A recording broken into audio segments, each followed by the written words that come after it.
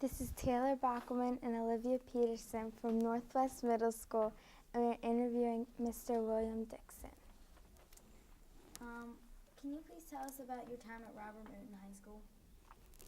I spent 12 years at Robert Moton School. I started up on Charles and Church Street in elementary school in 1946. And then I left there after the second grade and came here and went into the third grade. Then I stayed here from the third grade until the 12th grade, and I graduated from here. Where did you get this? Where did you get the school bus from? Like, where did the Board of Education get it? I didn't have to ride a school bus. I lived right over the hill. Oh. So I was lucky. I didn't have to ride a bus for an hour. I just ran out the house and ran down the hill. Wow. Where did the bus come from, though?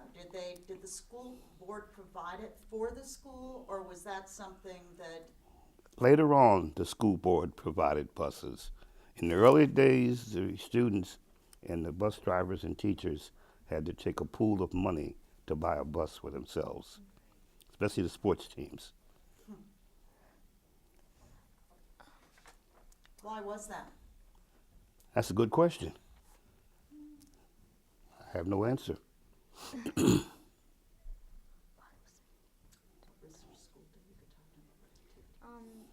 What activities and what was it like having during the school day?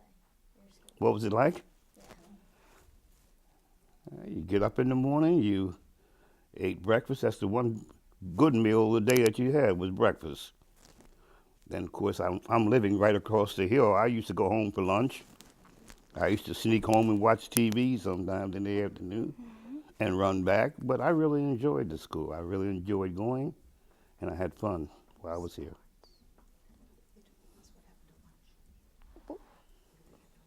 Where did you get your lunch from?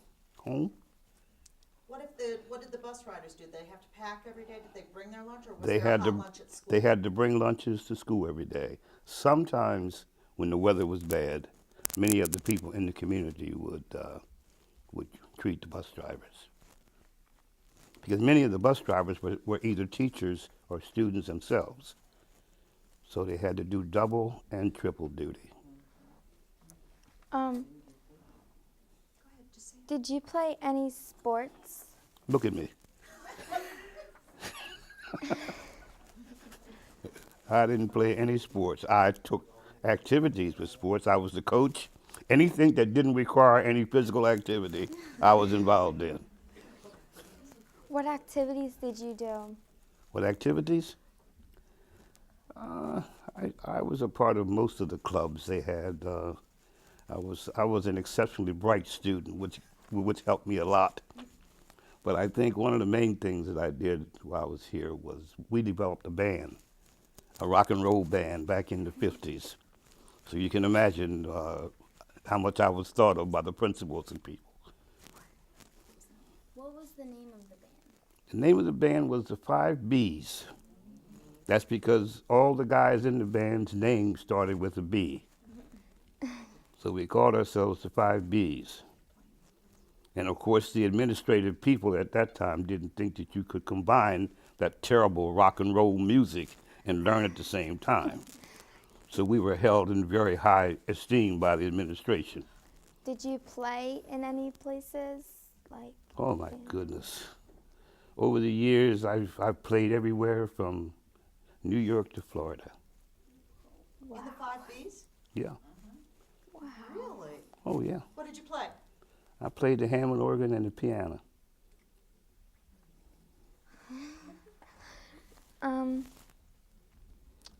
you know why this school was named after, Robert Moton? I do now. I didn't then. Could you tell us? How I found out? No. Why?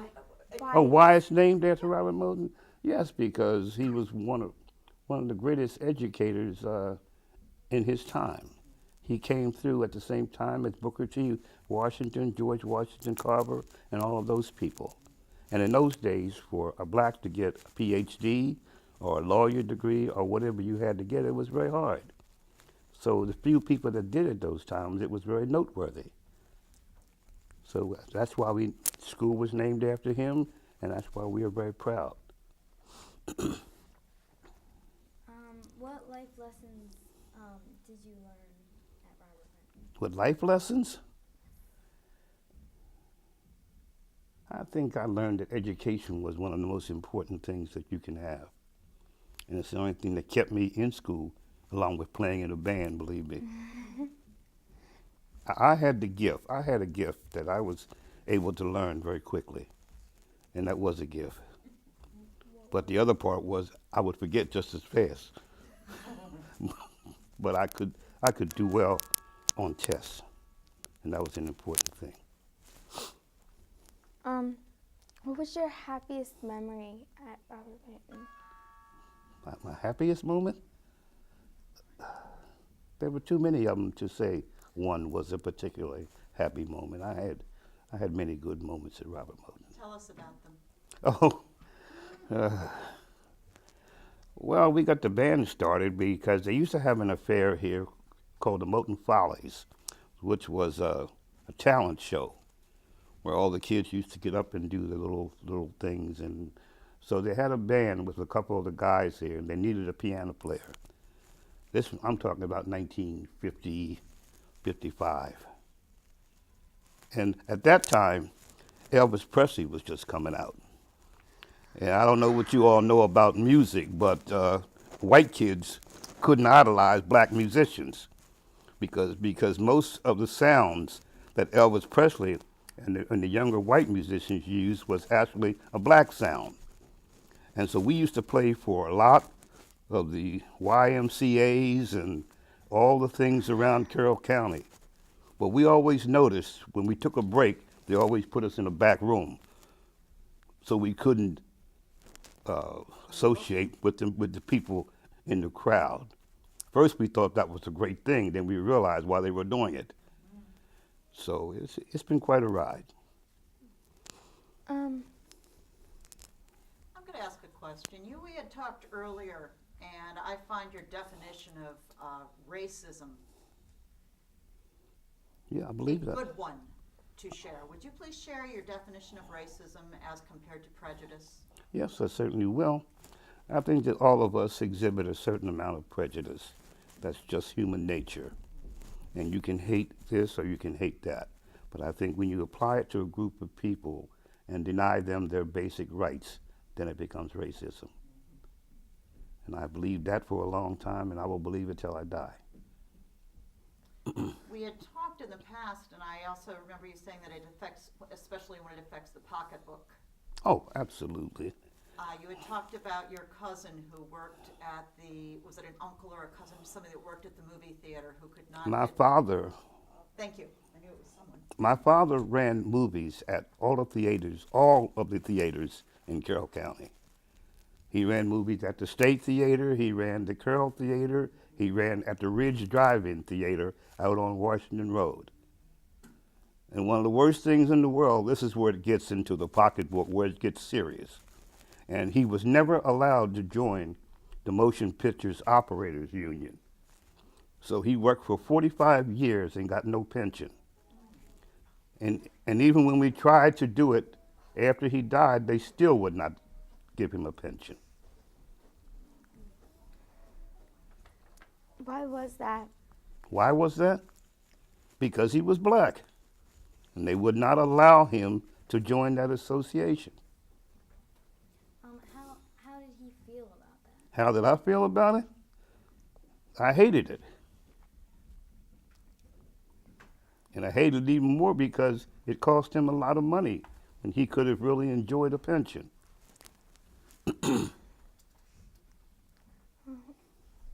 When you were growing up, when you would go to school and then you would leave at the end of the day, how did you feel differently from during the day when you were at Robert Moton versus when you were out in the public at in Carroll County and in Westminster? How did you feel differently for those between those times? There wasn't a lot of difference in feeling. I always had a job to go to after school, And I worked in a place on Main Street called Rosenstock Ladies Shop. And it was really fun, but then when you realize that all blacks they couldn't try on clothes. If you came in, you had to buy whatever you touched. You couldn't try on hats, you couldn't try on anything. Of course, the basic idea being that you were dirty. That was the basic idea. But all of us in my family worked after school.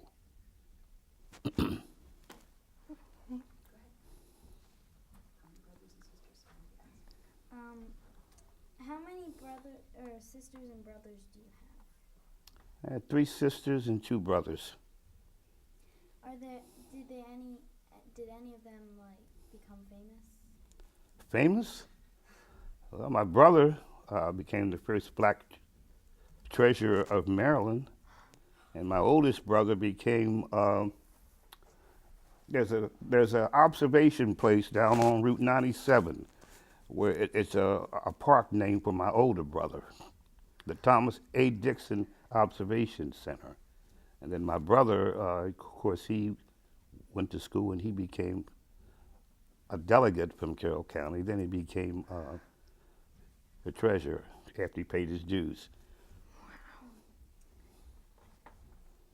How many of them graduated from here? My family? Yes. My oldest brother went to Maryland State on the Eastern Shore, and he graduated in the 40s. My sisters, 2 of my sisters went to Morgan, and they graduated in the 50s.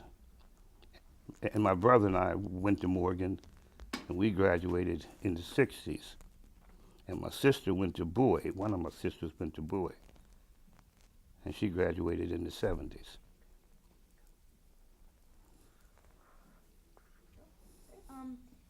Did you work to help your family at all? When you held your job after school, did the money go to your family or was that for your personal?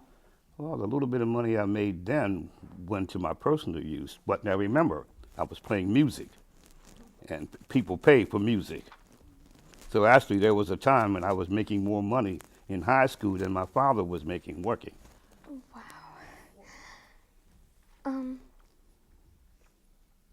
Where did you go to school after Went to Morgan? you went to Morgan? Yes. In what did you end up doing besides being a musician? Well, I went to Morgan in 1958, and I finished Morgan in 62.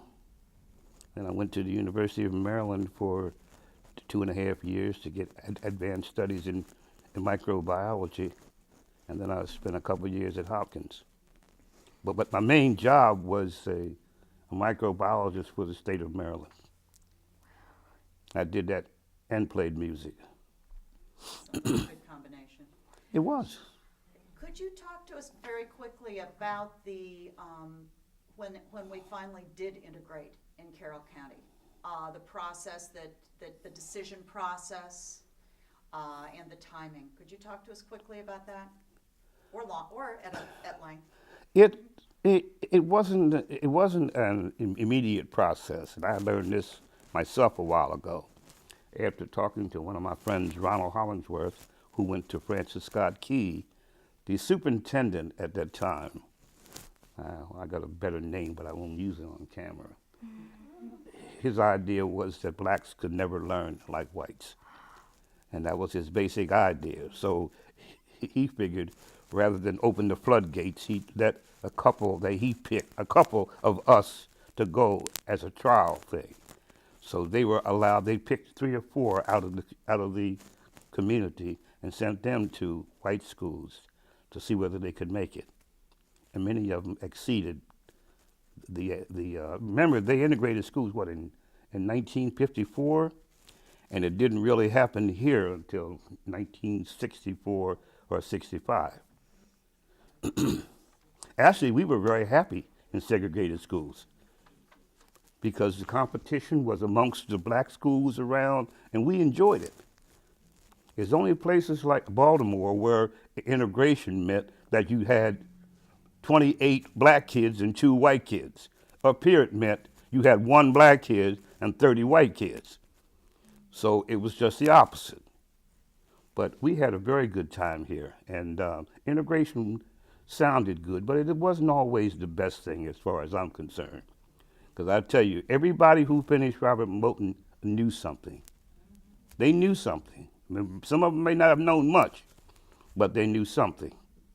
And the teachers made sure that you learned because they were working with the parents, which I think is what is missing in this world today. People think that teachers are housekeepers or they can take care of the kids for people, but that's not the case at all. The teachers have to participate in conjunction with the parents to make anybody educated. And that's how I felt then, and that's how I feel now. How do you feel that Obama and his position in the country is going to change the attitudes of those families? The ones that aren't doing perhaps as much as they could be at home and aren't respecting the teachers. Do you think that's going to change things in the world? I'm talking about in general.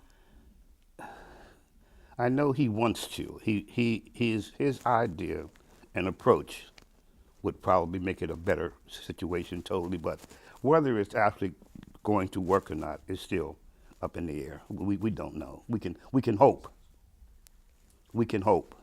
That's all I can say.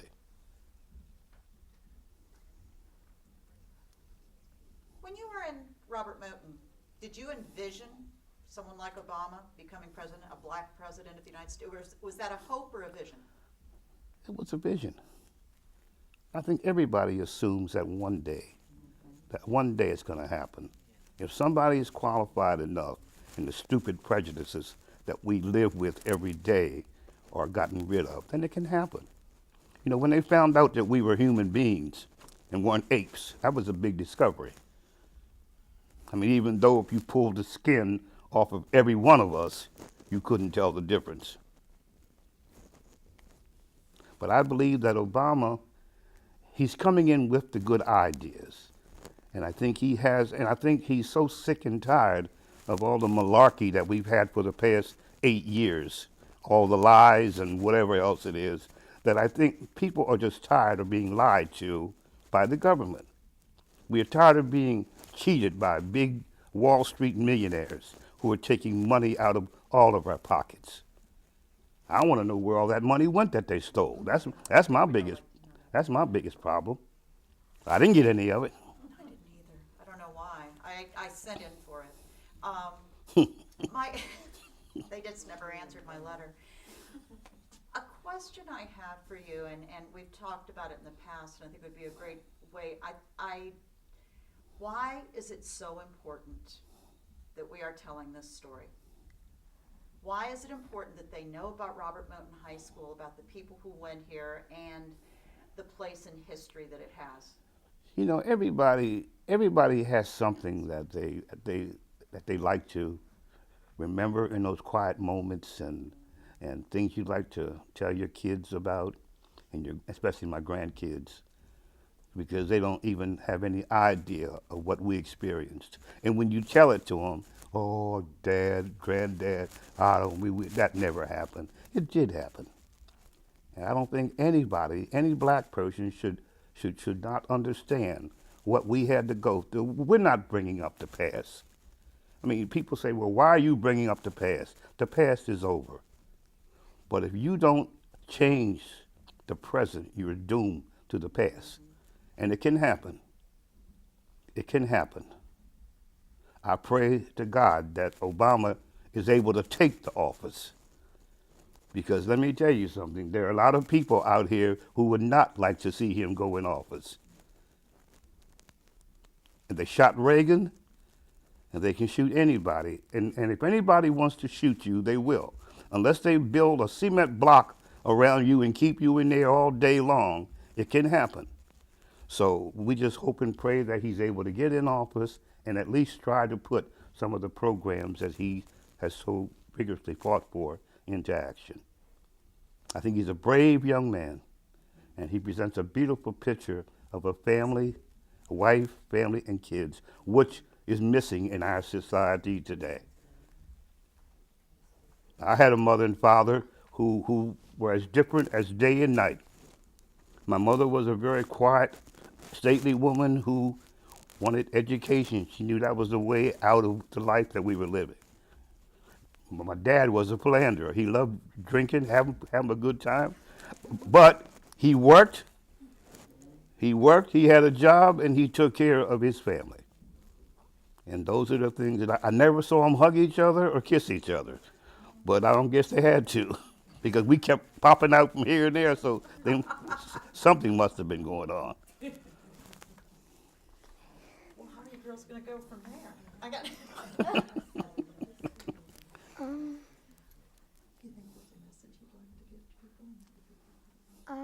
Is there a message you would like to say? There's no message. I just think that people need to love each other. That's the most important thing in the world.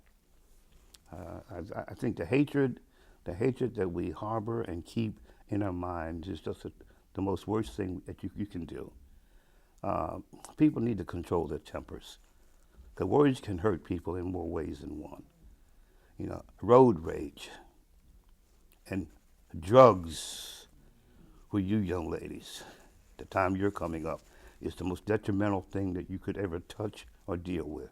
We had our problems back in the 50s, 60s, and 70s, but the problem facing you all now, as far as drugs are concerned, is the most scary thing I can think of right now. I have a daughter who made that wrong trip. And every time I look at her and think about her, I realize that she's lost and I can't save her. And we come from a family of doers. You know, college was designed for us. We didn't have any question. When you finish high school, my mother said, "Where do you want to go?" We couldn't say, you know, I'm going to take a year off, I'll wait. No, you went. And I think it's the best thing that could ever happen.